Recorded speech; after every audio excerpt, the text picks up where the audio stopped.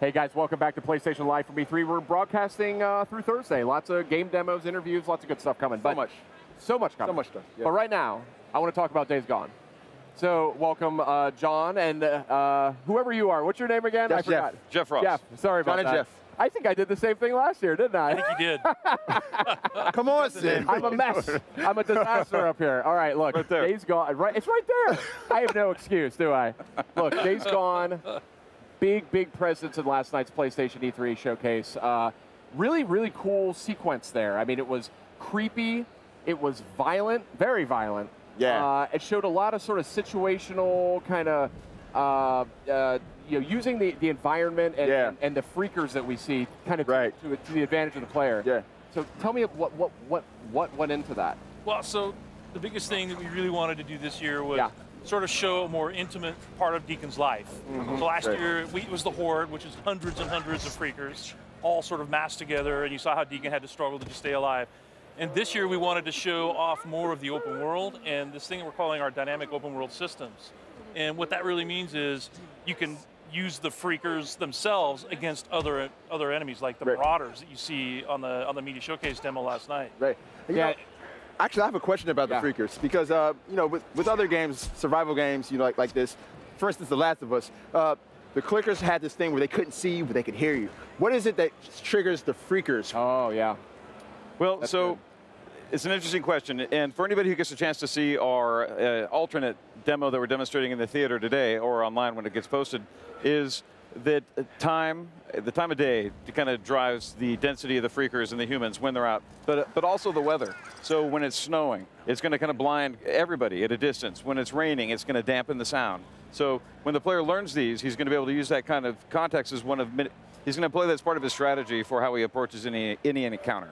Gotcha. But definitely sound, right? Because like you saw in the Media Showcase demo, Deacon, put down this bear trap and then kind of snuck off. Right. And in our alternate path demo, he doesn't do that. So he actually kind of goes around and watches what happens when this Marauder goes into the bear trap, and you hear this gunshot on the Media Showcase demo.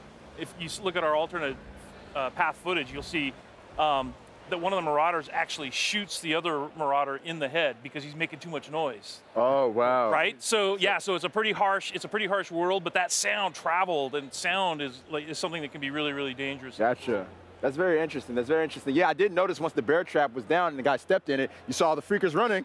Yeah. It's like they heard it screaming. You heard them screaming. This is looking good. I didn't see all of this footage. I was kind of a little distracted last night during the showcase, but. One of the things I really like about this game is it's, we see a lot of open world games out there. It's certainly like a popular genre, but this one, the feel of it is different. It feels more improvisational, I think is the word I'm going for. Absolutely. Our crafting system, I mean, it's really inspired by, kind of the do-it-yourself mentality where, we all feel thrilled when we make a repair to our car or our house with duct tape and a couple of loose screws, and we feel really good about it. That's Deacon. He's making use of everything he can find in the environment, and they have to scavenge and search for things and employ them in really clever ways. And he has to do it. He has to do it to survive. So like you see right here, this is the same clothesline that Deacon ran into, and in this demo, the runners aren't chasing him, so basically he has the opportunity to see the ambush before it happens, goes around it, comes up behind them, and takes those guys out from behind. Right. So that's to your point. And then he strangles them with their own clothesline too. Yeah, exactly. So he makes use of the whole buffalo. And it's a dynamic event that can happen. You can be out in the world doing a job or a mission, and then suddenly you've got Marauders that are ambushing you on the highway, and it's a dynamic event. There's no way to predict when it's going to happen. You just got to pay attention. Well, is there more than just like a clothesline in the middle? Do they find more ways to ambush you? Yeah, it's a dangerous world, and it's something where the Horde is dangerous, freakers are dangerous, but so too are humans because they're cunning and clever, and they too are using everything they can find to employ against their enemies. And let's just say clothesline is one of many things. We'll get into it at a later date. Okay. Now tell me a little bit about, maybe a little bit of the backstory about why these freakers are being hung up like this. Is that like a defense mechanism? Is it absolutely. Yeah, so what they do is we call it the meat wall. And what they'll do is, like in this case, they have a bear trap under this dead freaker corpse. And what they'll do is they'll put a trap under it, and then as other freakers are attracted to the meat, they're all hungry all the time. That's what happens, evidently, if you become a freaker. But they hang up the meat walls again. It's kind of like a wall to protect the encampment. So you can always tell when you're coming close to a Marauder camp because you'll run into these kinds of traps. Yeah, they had all kinds of defenses too. I mean, the first thing Deacon did was trip over that little thing in the tin cans. And that's what drew the first guy out, which is why he'd think on his toes, scramble for a bush, and then wait, and then kill the guy when he came by. Right. And again, in the alternate path that we're showing, it's something where if the players are thoughtful and if they take time, they don't just rush into things, they're going to be able to employ a different analysis of the terrain. They're going to be able to look for these things and see them. And that's how he sees a clothesline. And when the players are careful and cautious and assume the world's dangerous, they can turn the tables on the bad guys using the same tools that they're using against the player against them. Yeah, so like what you're seeing now is part of the alternate path. Changed up the time of day, changed up the weather. Okay, I was going to say, I didn't remember this from the show. Exactly, Yeah. because it's colder now, more freakers are coming out, so freakers are stronger when it's cold out. So you really got to be careful when it's snowing. Also, the bike handles differently. It's like if you'd seen the earlier part when Deacon's trying to ride his bike through the snow, it's very, very different. Oh, this is really cool. I didn't realize. Interesting. So here's your meat wall, right? The meat wall there. Yeah. That seems like a pretty smart move, if I'm honest. Yeah, yeah. But yeah, look at this, a beautiful looking game too. And I know you guys are digging into the PS4 Pro as well as you make this title. This is one that's been shown off a number of times. Right. I know you have HDR. Tell me a little bit about like working with PS4 Pro as you develop the game.